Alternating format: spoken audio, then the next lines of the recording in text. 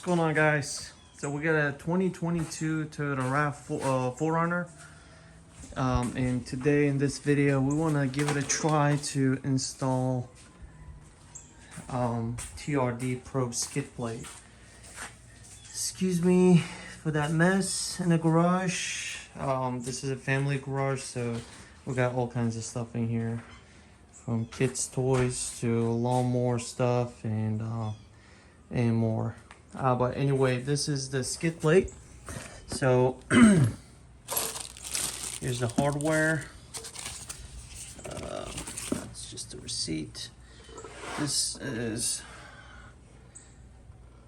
OEM TRD Pro 4Runner skid plate.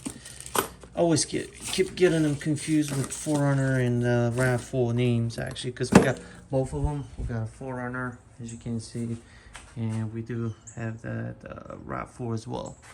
It's a 2008 RAV4, and you guys already know the Highlander and Tacoma. Let's go ahead and get started. So for starters, we're gonna have to remove this piece right here.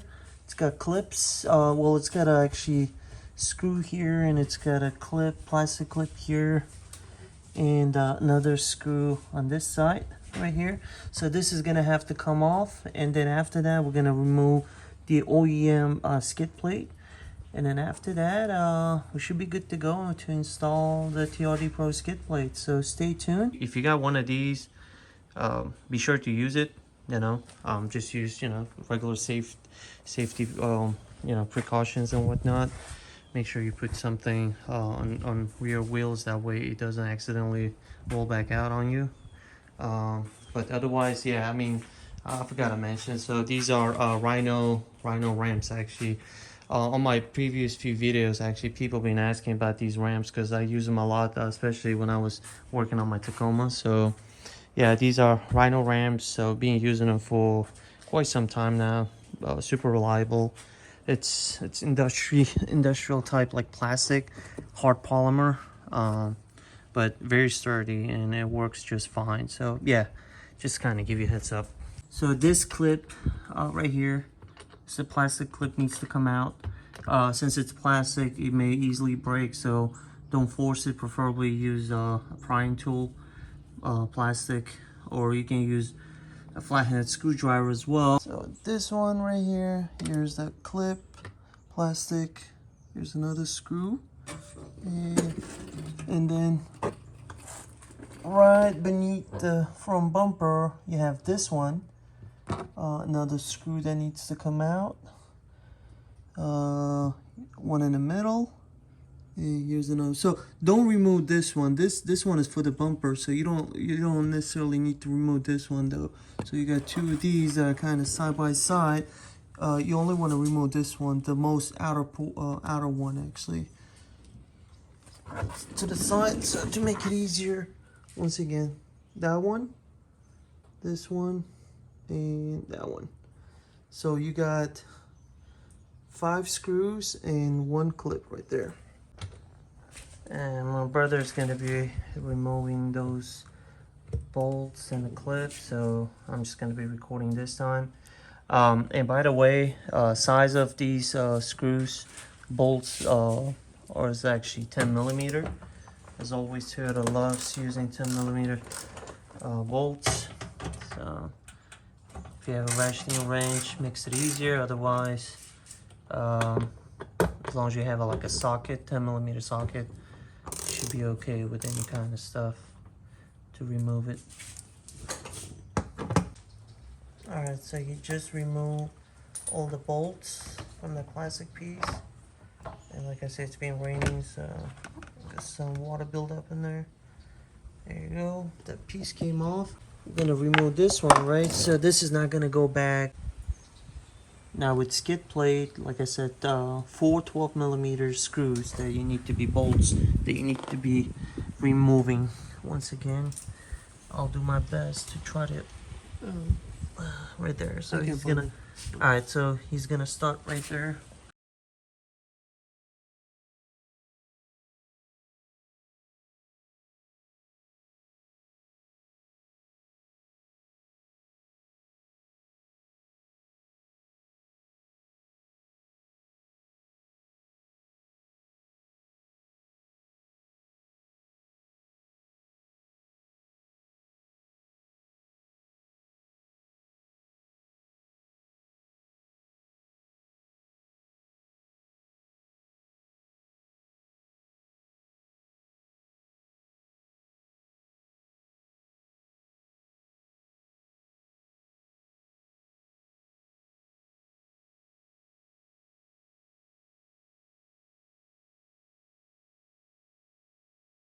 itself. Remember, as long as you're losing the back ones first and then the front ones, you still have these hooks right here where it's going to keep it in place. But then again, I mean, you know, for safety purposes, you always want to have your have someone, or you know, have one of your hands actually kind of hold it in case it you know, it won't fall on you. There we go. So we already got one of the sides out, so I'm gonna help him out. There we go. So like I was saying, wait, so you got these hooks right here. Oh look, this camera's kind of, there we go. So you got these two hooks that kind of hold the skid plate in place. So you know, for safer removal process, you want to probably remove the rear bolts first and then the front, and that way this one at least still stays in place. That way it won't fall on you. But it's always best if you have extra pair of hands to help you out. You're gonna have to remove these bolts right here. So you're gonna so this whole bracket right here has 3 bolts, but you only need to remove 4. Well, 2 brackets, right? Each has 3 bolts, so 6 in total, but you only have to remove 4 of them. So one is right here, second one is right there on first bracket, and you got one more here and another one right there on this bracket. So you're gonna remove 4 of these bolts. And what size were they? 14 millimeter bolts.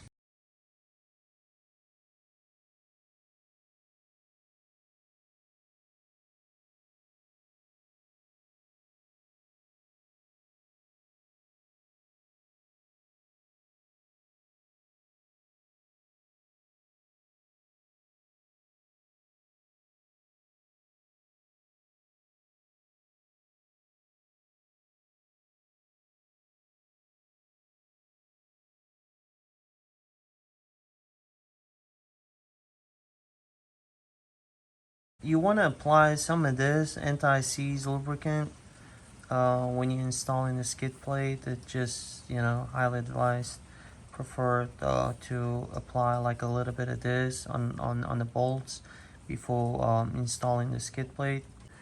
Alright, so we are beginning the process of installing the skid plate. So longer bolts gonna go up front of the skid plate.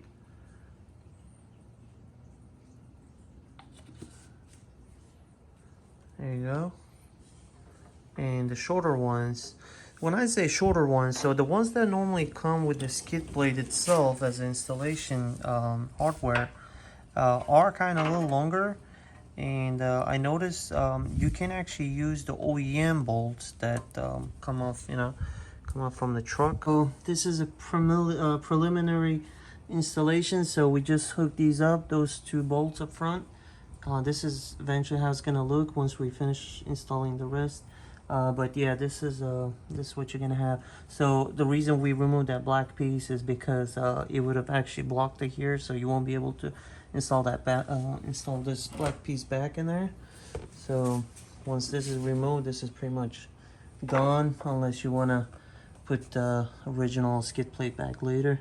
But otherwise, so we installed these 2 first. Now he's going to be installing the shorter back 2. It goes without saying, if you have additional, like I said, if you have additional person to help you out, would be great. Otherwise, this piece, the skid plate is not that, you know, it's not too light. I mean, it's got a decent weight to it, and for one person, it's just kind of like a little uncomfortable. Holding it with one hand and while, you know, trying to screw these bolts in. So but it's not really, you know, not that impossible to do. It is possible. It's just, you know, if you have extra hands would be great. But otherwise, he's going to be installing now. Let me go in there so that way you guys can see.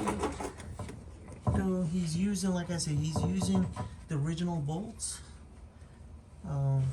They came off from the original skid plate, OEM skid plate. He's putting the other one in. So the other one's gonna go right over here. And in the future, if you do your own oil change, this is what you're gonna have to remove when you're trying to dump the oil from the engine. You don't have to remove the whole skid plate. And as you can see, original bolts go just right. So you don't necessarily have to use the ones that come with the skid plate, since those are noticeably longer.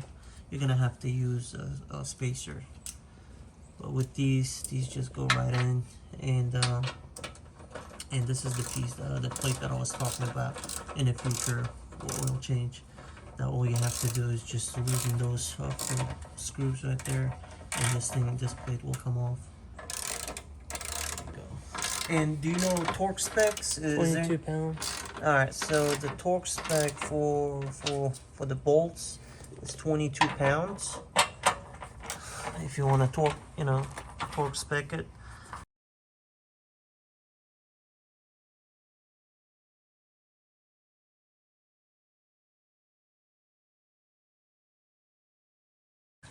Torque wrench, it's Craftsman, so if you have one of these, be sure to use it. It's 22-inch pounds, right? I think, yeah, pounds per inch.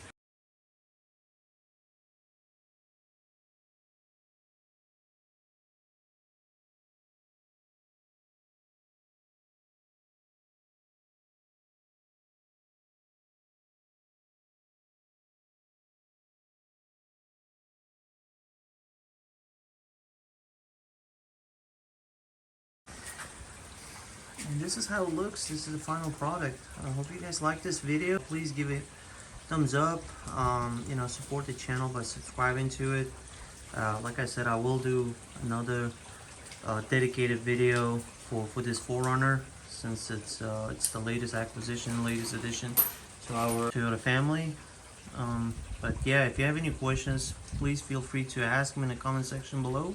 Thanks for watching. You guys have a wonderful day. I'll catch you guys in future videos. Bye.